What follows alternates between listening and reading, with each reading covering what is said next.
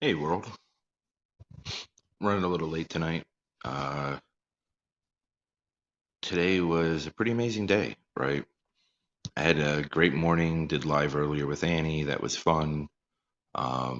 Got a lot done today, just accomplished a lot, spent a lot of time with the kids. Um,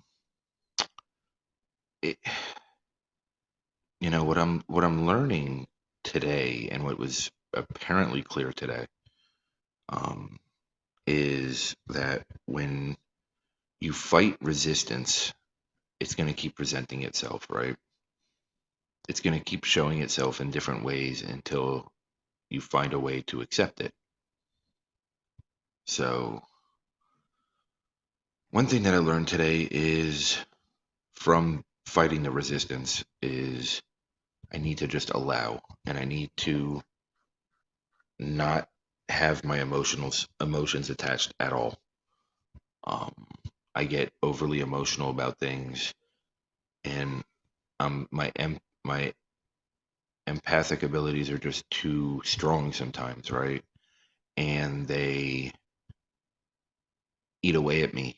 Um, they they sometimes they overcome me, right? And I feel so much from so many different angles that it over it just completely overwhelms me, right?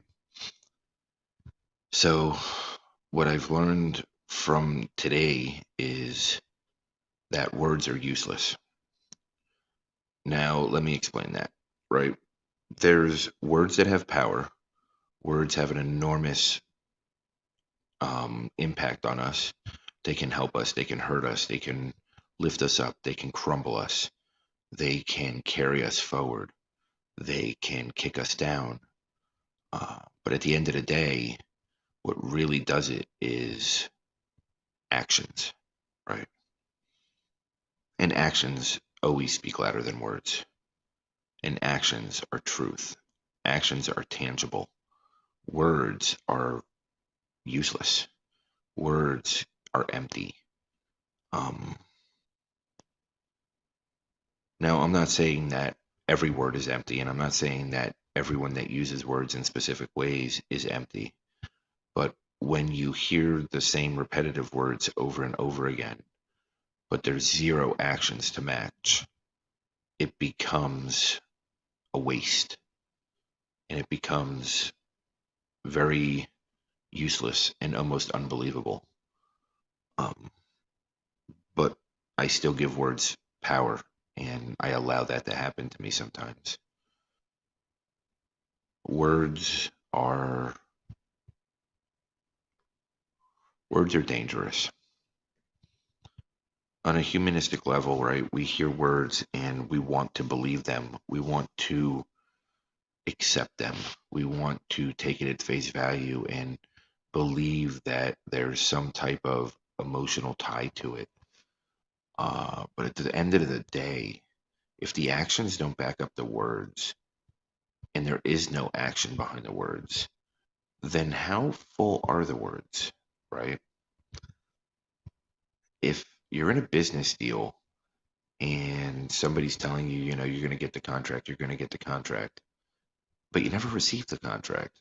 Do you believe that person? If you're looking for a job and they tell you you're getting the job, you're getting the job, you're getting the job, and days go by and you don't receive a contract, you don't receive a letter of intent, you don't receive onboarding paperwork. Do you believe you have the job?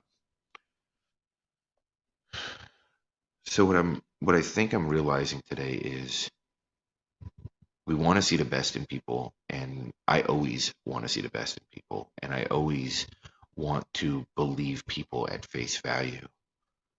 uh, and I want to see deeper than the surface stuff, and I want to help people be their best selves.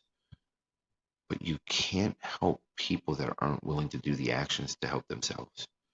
You can't accept words when the actions are empty.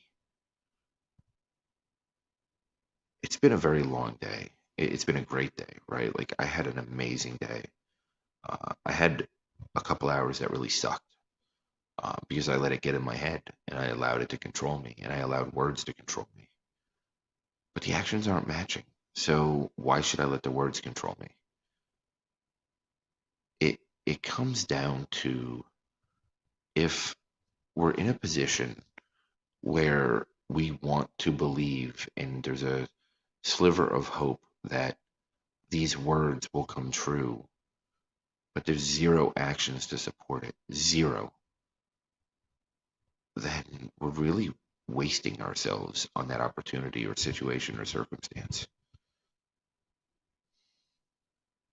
I started writing today, and it's very unorthodox. I'm not really a poet, I'm not a writer per se. My grammar's atrocious, but I'm getting thoughts out and they're coming across in a clearer way.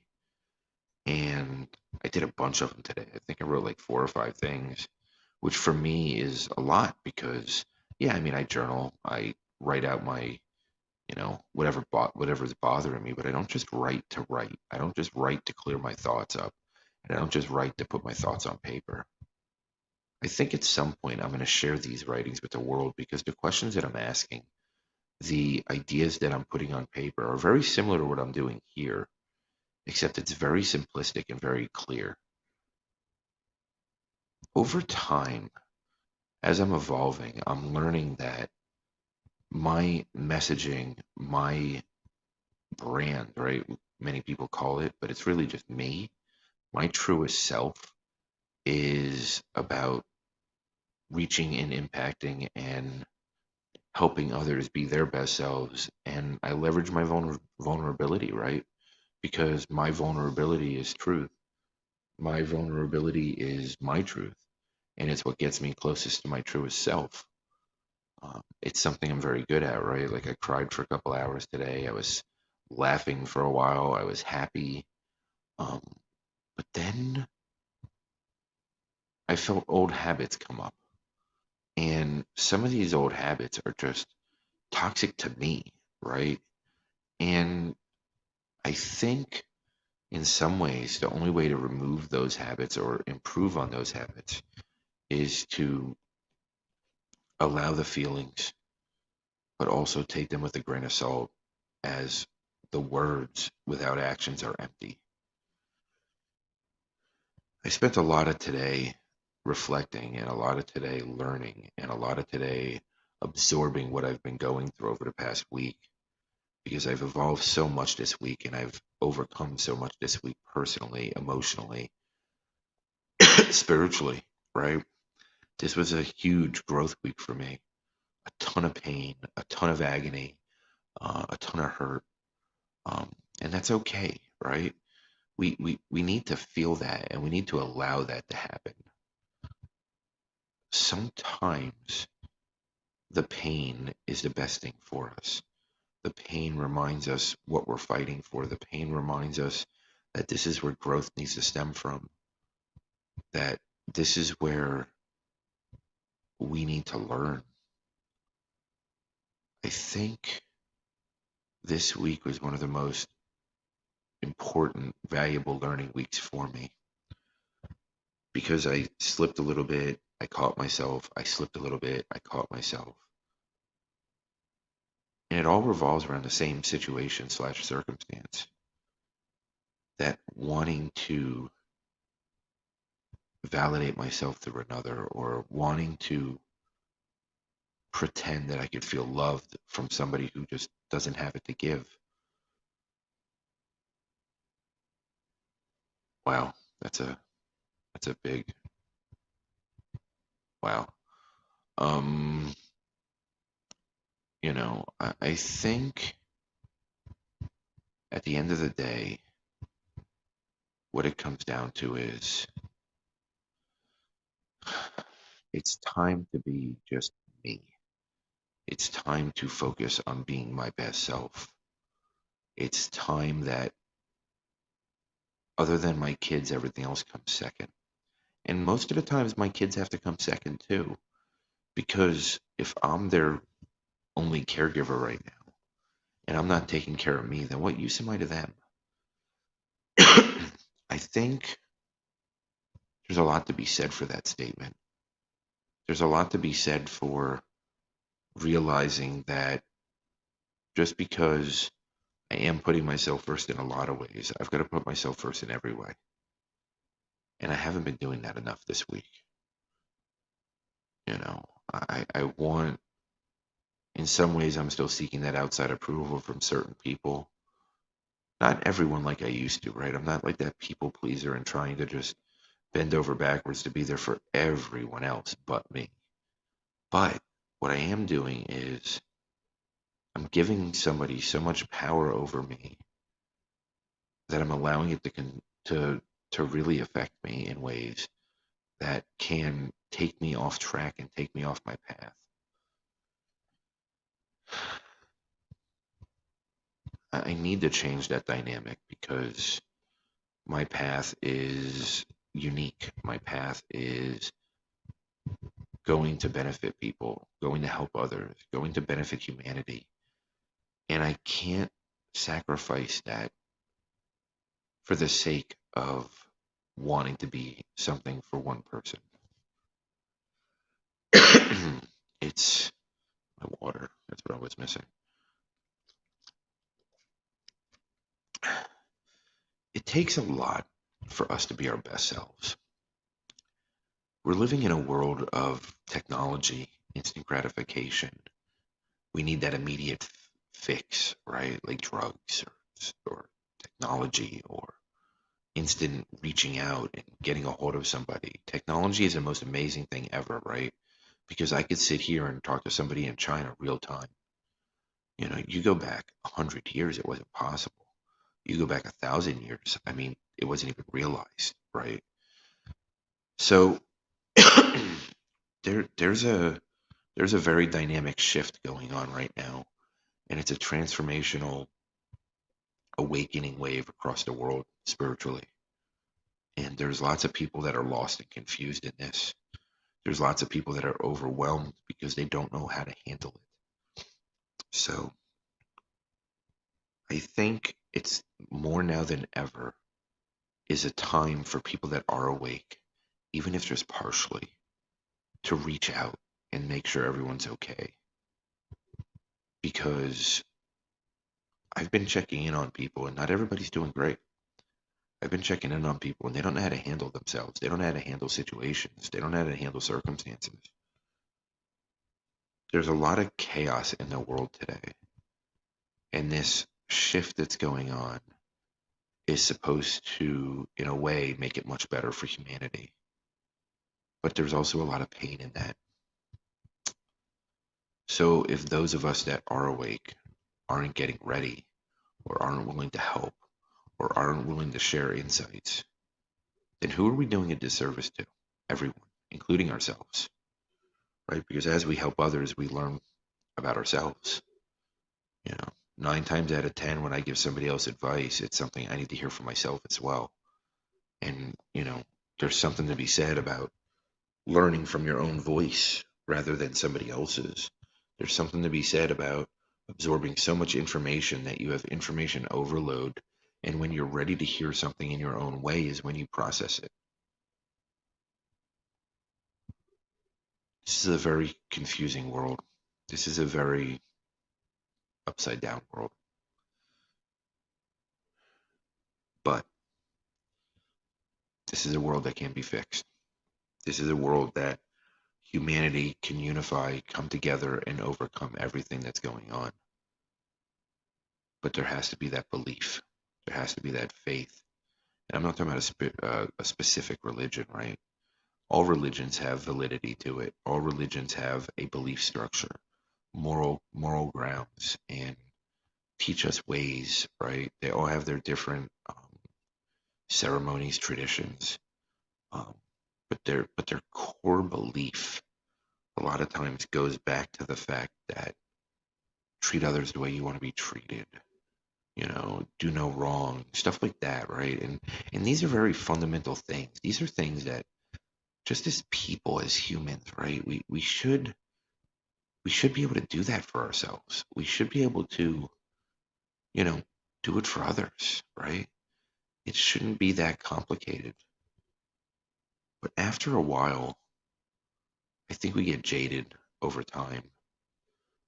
There's there's something to be said for people that have empty words, right? Words are easy, actions are difficult. Words are convenient, actions are sometimes not. But if something's worth it to you, don't you go out of your way for it? If you want that new pair of shoes, you want whatever it is, and you don't have a credit card, right? You can't just run up your credit. You save up for it. You fight for it. You get a second job. You need a car. You need a car for your daughter, your son, whatever it might be. You fight for it. You find a way to make it happen, right? You overcome everything in your way. Then why don't more people do that for others? Why don't more people do that for themselves? Why do people cut themselves short so often and take the easy way out? I've never really been a person to take the easy way out, right? I've always done things the hardest way possible because it's just who I am. Now, granted, a lot of those times was abandoning myself, which then led to hurting others, but it was never my intent, and I just never worried about the ramifications, right? But at the end of the day, nothing's really convenient unless we decide it is. Nothing's really worth it unless we decide it is. And I think it's time that as Jason Leibowitz would say, we choose connection over convenience. But that has to be a commitment. And that has to be on every scale of life, whether it's relationships, business, anything, right? Because you can make a business, you can have two opportunities to make a business deal, right? And one of them looks great on the surface, and the other one looks like it will take some work, some time, but it can grow into this enormous opportunity. I'm the type of person that would take the one that can grow into the enormous possibility, right? Because I want it the harder way. I want that connection. I want that long-term relationship situation, right? So I want to help that company build and grow and get where it can help me get be. But it benefits everyone. It's a mutually beneficial relationship. And it happens all the time in business, right? You take the easy choice. You take the money on the table and pass up something that has a little less because it makes more sense, but it might be harder. Happens in life, happens in relationships, happens in where you want to live. It happens in every aspect of our lives, right? 9 out of 10 times we go for convenience. I really believe in the deepest part of my soul it's time to go for connection. And I also believe that when it is time to go for that, the worth of that shows through. So if it's a business, they'll come to you and be willing to put that time in. If it's an individual, they'll be willing to put that time in and go the extra mile. And if it's any other type of situation, we'll elevate ourselves to rise to the occasion. These days, there are some really enormous challenges for all of us. But if we take the easy way out, we're going to sacrifice a lot of potential positives to do so. The government keeps writing checks that it can't cash. The government keeps handing out money that it has no resources to regain. You know, we don't want to raise taxes because nobody wants to pay higher taxes. But how are you going to recoup this money? You know, there's a lot of backwards thinking going on right now. The reality is they could devalue the dollar to the point that it has no value at all. Billionaires become broke overnight. And at the end of the day, everything's worthless. Loaves of bread become $500, $600, but you're still making that $300 a week. So there's this enormous paradigm shift in the world. Maybe it's time to think outside the box and look for the right connection. Maybe it's time to put things in place that have a much longer possibility of working, that there's enormous longevity behind it, that these systems that are completely broken and fractured need to be rebuilt from scratch so that there's a future in 100, 150 years, right? If you study history at all, you see all these great empires rise and fall. Usually it comes down to the same end result. Greed kills it. I'm pretty sure we're past the greed point. I'm pretty sure that the greed has suffocated this country, but I also think it's savable. I don't think it's savable in this election, no matter which party you vote for. I think it's going to be status quo for at least another 48 years. But this is when the plans have to start going into effect. This is when new leaders have to rise to the occasion. This is when people need to choose a job that they can grow at rather than something that's easy. This is when you have to find a way to follow your passion and elevate yourself and others at the same time. Lifting yourself up is great, but lifting others at the same time is magical. Lifting others up is great, but if you don't lift yourself up at the same time, you're going nowhere. So it's got to be this symbiotic relationship to where everybody moves forward. It's growth for everyone, and that's something that we've all been lacking. I think I'm going to call it a night. I appreciate you guys. Thank you so much, and have an amazing night. If you need anything, please reach out.